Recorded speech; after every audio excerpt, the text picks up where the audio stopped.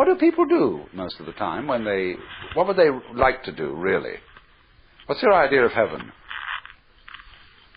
When people are unoccupied, as far as I can make out, they get together and they sing and dance.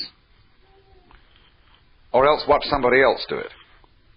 Nowadays we live in a non-participative culture, and we don't do very much singing and dancing. We're lugubrious. But we watch other people do it on television. What we really are interested in is to be able to spend all the time going, something like this.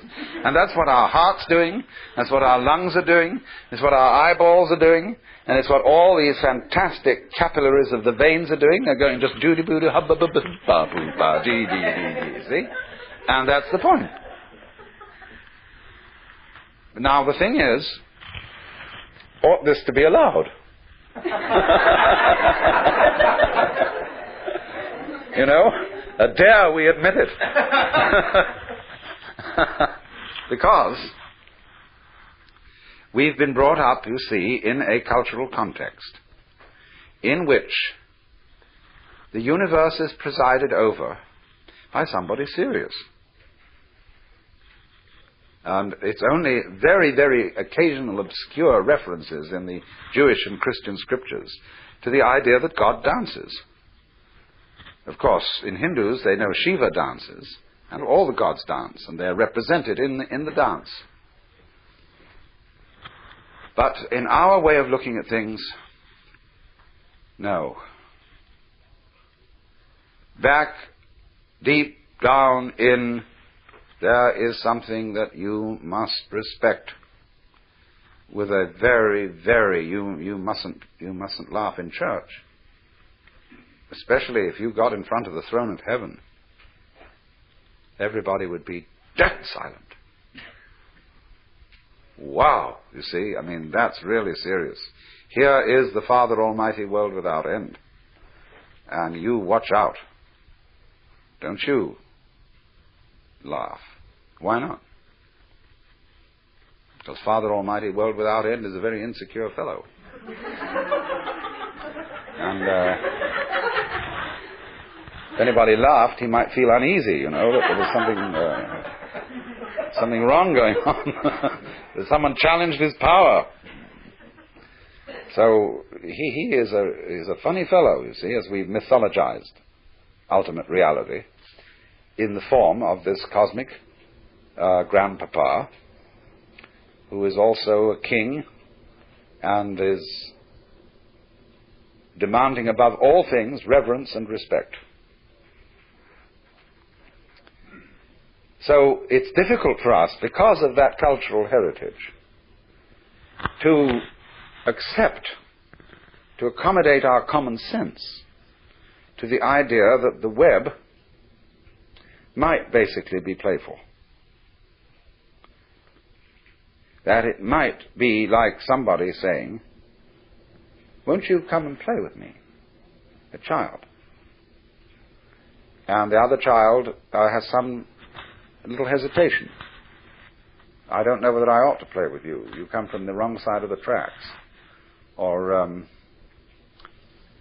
"I don't feel like playing today. I feel serious. I don't think play is important. We ought to do something real, like wash the dishes for Mother." Who, incidentally, has forgotten that the whole point of washing the dishes is playful. You know, you don't wash the dishes for a serious reason. You like the table to look nice, you know. You don't want to serve up the dishes for dinner with all the leavings of breakfast still lying on them. So why do you want the table to look nice? Well, again, it's for nice, you see. You like the pattern on it that way. People get terribly compulsive about doing these things. And they think that going on arranging the patterns of life is something that's a duty. That means a debt. That you owe it to yourself or to your family or to someone or other. You're in debt. See, that's the trouble. When a child comes into the world, the parents play an awful game on it. Instead of being honest, they say, we've made such great sacrifices for you. Here we are, we've supported you, we've paid for your education, and you're an ungrateful little bastard. And the child feels terribly guilty, because what we do is we build into every human being the idea that existence is guilt. The existentialists make a big thing of this, and you watch out for them, because they're hoaxers. And they say that guilt is ontological. If you're not feeling guilty, you're not human. And that was because Papa and Mama said, look at all the trouble you've caused us. You shouldn't dare to exist. You have no rights. But maybe we'll give you some out of the generosity of our heart, so that you'll be permanently indebted to us. And so everybody goes around with that sort of thing in their background, unless they had different kinds of papas and mamas who didn't play that trick on them. But so many papas and mamas do that. And if they don't do it, somebody else does it. Auntie comes around and says, you don't realize what your father and mother have done for you. You think, you can just stay around here and goof off.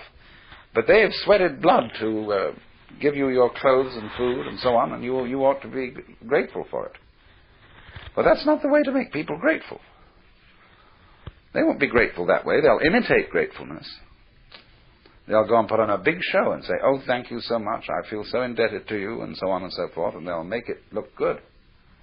But it isn't real. Because, actually, one's father and mother had a great deal of fun bringing you into being, or we hope they did. And they wanted to do that the worst way. They have no reason to complain about all these things and try and make the children feel guilty. But you see, it is an amazing thing in our culture that everybody is afflicted with ontological guilt. For example, if a policeman comes to the door, everybody is instantly frightened. You wonder, what on earth have I done? And there are certain clergy who are absolute experts in making you feel guilty. They are really marvelous. And there are clergy of all kinds, for all classes, and for all levels of intelligence. They can make you feel real guilty. Only you have to watch always what games people are playing. Now you see, the thing is that really is a puzzle, is that they don't admit they're playing games. And when a person is playing games and doesn't admit that they're playing games, then you have some kind of a trickster who isn't really being fair to you. Now, of course, the game, that this game is not a game, has a certain kind of a fascinating quality to it. How mixed up can we all get? Let's try. See? There's a certain possibility in that. I would like to go insane and be as insane as anybody has ever been, and be the farthest out crazy nut in the world. See? That's a game. But it's not a good game. It's a game being played by a person who didn't really understand that everyday life was a game too. And I think the most important thing is to admit this.